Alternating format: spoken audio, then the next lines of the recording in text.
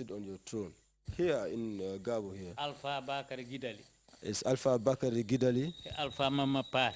And Alpha Mama Pare. They were the ones who fought the Mandinkas here. That's why since then it's the Fullers who have been ruling this area. That's how it has been. He was the 12th and last ruler of Cabo, yet Jankewale Sane's reign was characterized by war and violence, demonstrating once again the military might upon which Cabo was built. And when the end was near, the invading Fuller army fought with Jankewale's forces and ultimately destroyed Cabo.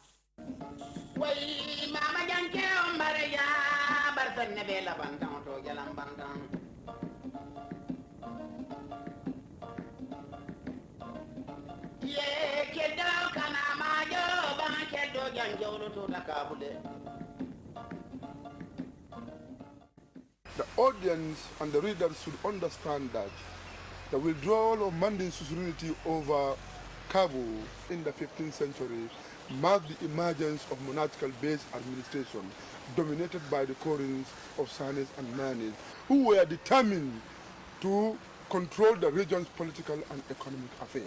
Consequently, the political and economic viability of the region provoked the Fullers to attack Cabo.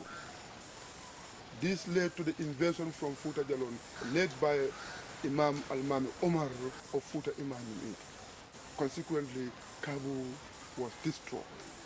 It is left to the readers to judge or conclude who the victor was. Was Cabo a winner in that war, or Fulani people from Futa Jalon were the winners?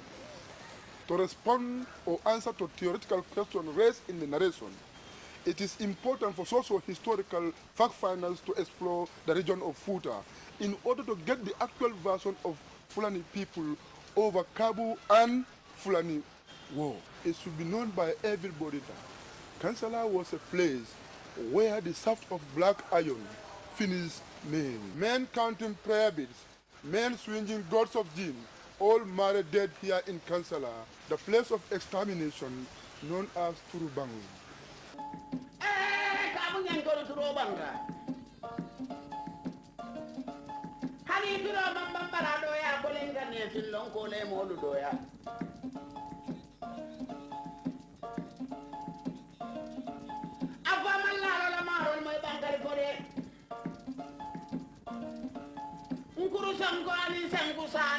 Bintu mori sane anin tambasara malanda malani ndemba duwabu kelo ay modu bang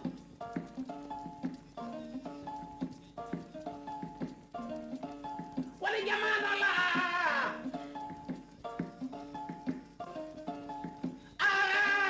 balulu nga jonde fala salu jonde balula iko kor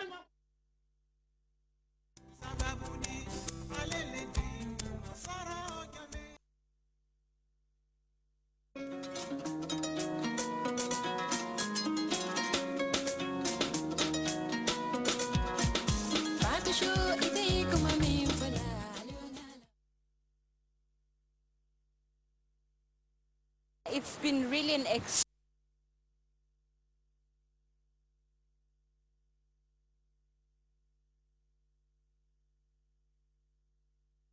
on the latest happenings, so I'm so privileged to have been given this opportunity.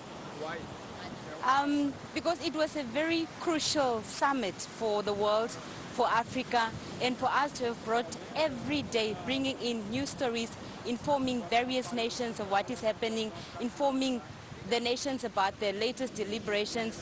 And yeah, it's just been a great journey.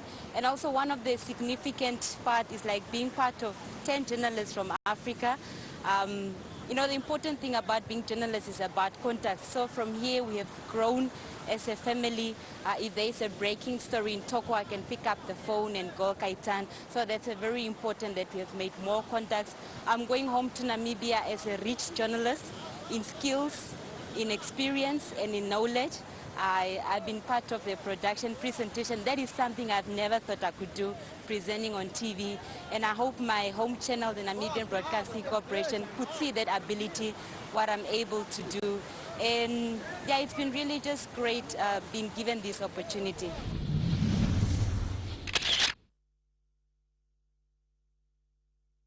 I've learned so many things, things like working under pressure, moving up and down, getting different shots, and you know, doing it in a different style, different from ours in Uganda. We have a different style, and here you have a different style. So I had to learn to change from the African style to the European style or the Brazilian style. Well, it was a very good experience. I met so many people, and it's my first time to attend such a conference, such a summit with so many people from so many different countries and outside Africa.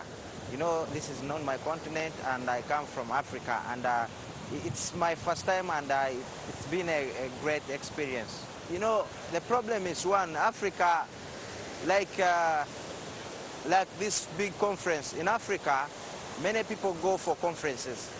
After getting information from the conference, they go back and sit on the information. They don't give it out. They don't share it out. They just go and put them in their drawers and keep them. They don't go and tell the public about it. They don't implement it. They don't put it into practice. That is the problem. And I think if we get the media can help us inform the public about issues of sustainable development, and if the media informs the public about the issues of sustainable development, maybe people will get more and more experience about sustainable development. Of course, I have a role to play as a journalist. I think my role is to inform. I'll go back and make sure that I inform the public, and I've been informing the public about issues to do with the sustainable development, not in Africa alone, but the entire world.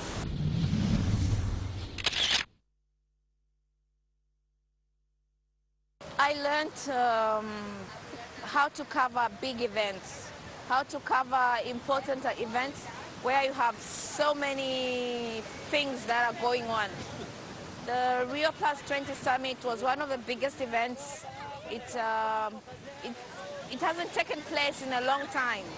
And I learned how to find stories in different places and different avenues, and also to work with other people from other media organizations and other countries.